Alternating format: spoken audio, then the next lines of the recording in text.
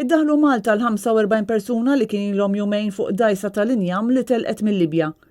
L-4 filgħodu l-NGO Alarm Phone għamlet kuntatt mal-Forzi Armati ta' Malta u informathom li abbord kien hemm mara tqila li kienet qed titlef id-demm. Aktar tard fi tweet Alarm Phone staqsew għaliex aktar minn 3 sigħat wara li avżaw lill-awtoritajiet Maltin baqgħet ma teħdiċ azzjoni biex jiġu salvati dawn l-immigranti. Aktar u aktar fid-dawl tal-fatt li abbord kien hemm mara tqila li kienet fil-periklu li titlef it-tarbija tagħha. Sa issa għadha mhux magħrufa l-kundizzjoni tal-mara jew tal-immigranti l-oħra abbord, iżda hu mifhum li fost il-persuni li tniżlu hemm qatt ta' nisa oħra u tfal żgħar.